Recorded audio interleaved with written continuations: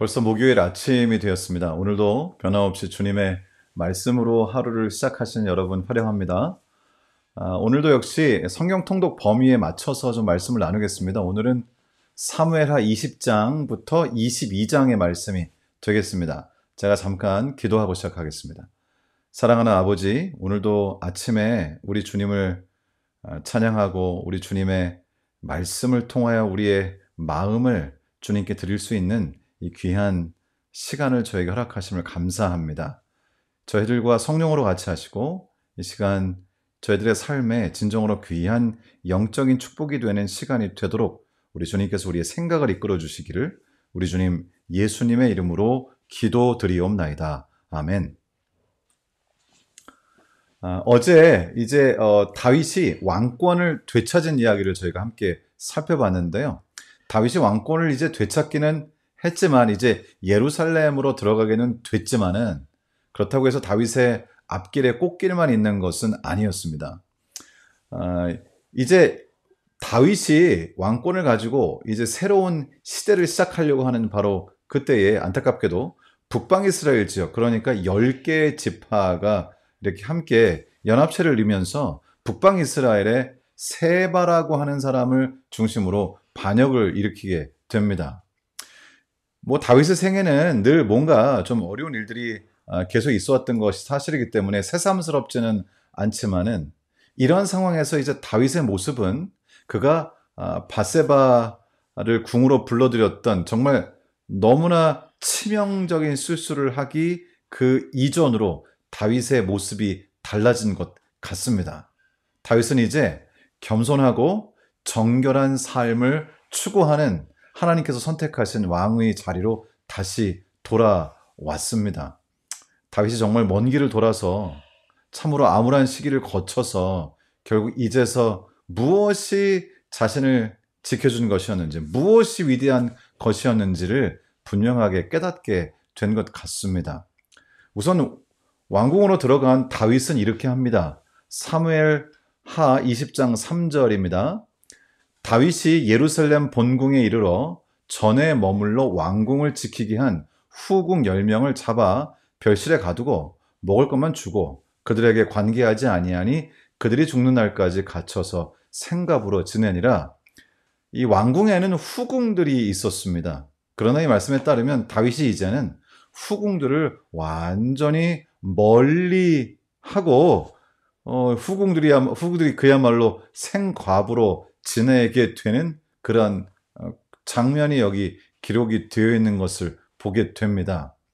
다윗은 완전히 달라지는 것이죠. 그의 진정한 능력은 지략이라든지 전쟁 능력이 있는 것이 아니라 겸손하고 정결하며 하나님의 뜻을 행하고자 하는 마음으로 살았던 바로 그것이 그에게 가장 큰 능력이었다는 사실을 깨닫게 됩니다. 이렇게 다윗이 마음을 고쳐 먹으면서 양상이 좀 다르게 펼쳐집니다. 물론 북방 이스라엘 지파들을 중심으로 반역이 있었지만은 참으로 어처구니 없는 방식으로 전쟁을 통해서가 아니라 대량 많은 사람들이 죽고 이런 일을 통해서가 아니라 너무나 간단하게 이 문제가 해결되는 것을 보게 됩니다. 사무엘하 20장 16절에 보시면은요, 이렇게 기록되어 있습니다. 그 성읍에서 지혜로운 여인 한 사람이 외쳐 이르되 들을지어다 들을지어다 청하건대 너희는 요압에게 이르기를 이리로 가까이 오라 내가 내게 말하려 하노라 한다 하라. 이제 이 세바가 있는 성읍에 다윗을 대항하여 반역을 일으킨 세바가 머물고 있는 성읍에 한 여인이 있었는데요. 이 여인이 매우 지혜로운 여인입니다. 이 여인이 요압을 불러서 요압 장군과 이야기를 나눈 다음에 이 문제를 내가 해결해 주겠다고 그래요. 참 좀 희한하게 이 상황이 펼쳐집니다. 그러더니 22절에 가서 이렇게 됩니다. 이에 여인이 그의 지혜를 가지고 모든 백성에게 나아가매 그들이 비그리의 아들 세바의 머리를 베어 요압에게 던진지라. 이에 요압이 나팔을 불매 무리가 흩어져 성읍에서 물러나 각기 장막으로 돌아가고 요압은 예루살렘으로 돌아와 왕에게 나아가니라. 너무나 어처구니 없게도 좋은 일이긴 하죠. 너무나 쉽게 문제가 해결됐습니다. 이 반역자 세바를 그 성의 지혜로운 한 여인의 지혜로 잡게 되고요. 그리고 결국은 죽음에 처하게 되면서 이 모든 상황이 그냥 끝나버리는 것입니다. 사실은 이 성경에만 그렇게 기록이 되는 게 아니고요. 저도 저의 생애를 돌아볼 때, 또 저희 교회의 걸어온 길을 볼 때, 우리가 계산하고 분석하고 인간의 지략을 짜내고 전략을 세워서 하나님의 일이 놀랍게 되었다고 말할 수 있는 순간은 없는 것 같습니다.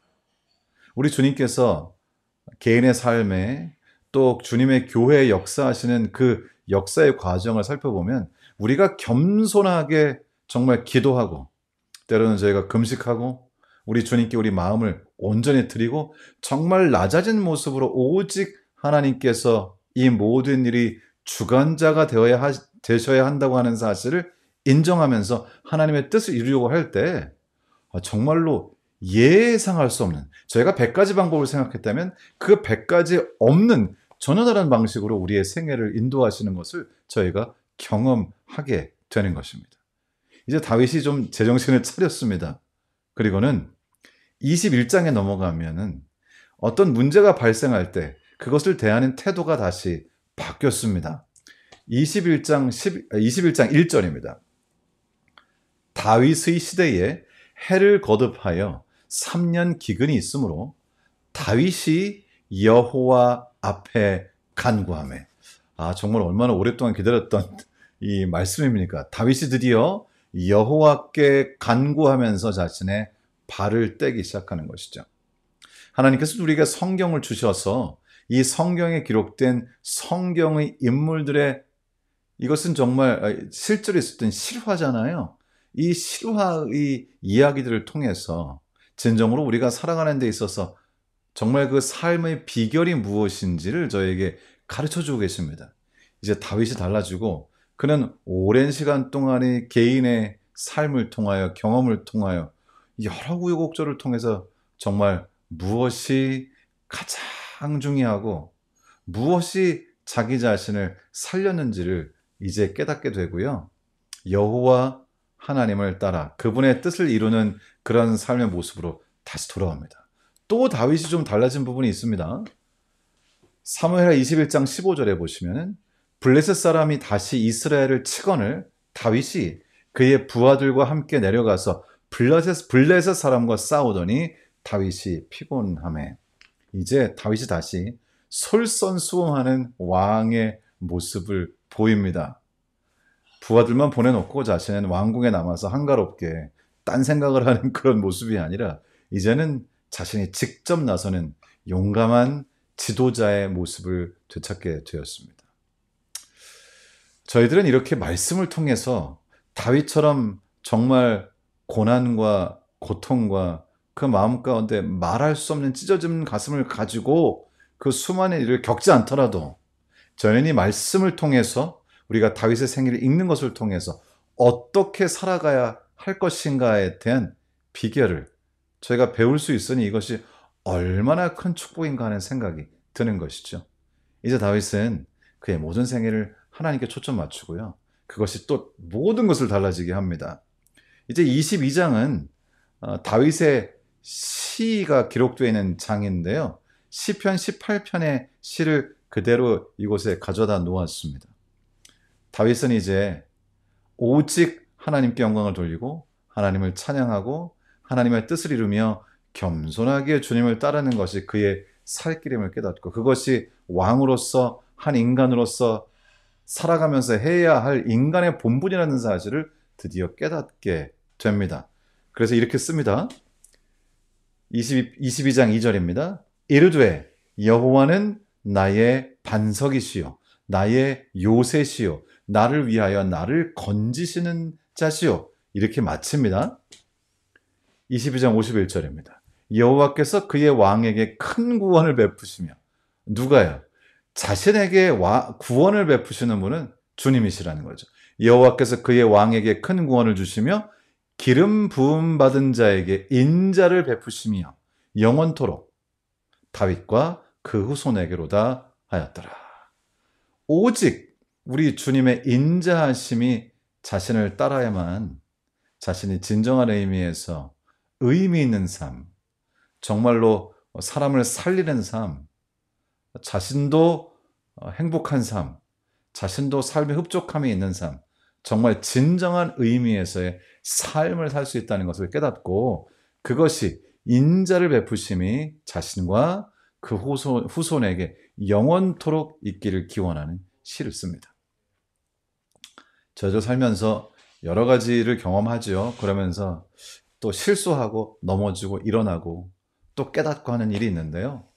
우리가 우리의 삶 자체로 너무 어려운 일들을 겪고 깨닫기보다는 이 말씀을 통해서 우리가 어떻게 살아가야 할까를 깨달으면서 오늘도 겸손하게 주님의 뜻을 이루어 가면서 그리고 손수모본을 보이면서 그렇게 살아서 우리 다윗이 깨달은 그 진리를 우리의 삶으로 실제로 체득, 체험하면서 많은 분들에게 축복이 되는 그런 주님의 자녀로 살아가시기를 주님의 이름으로 축원합니다.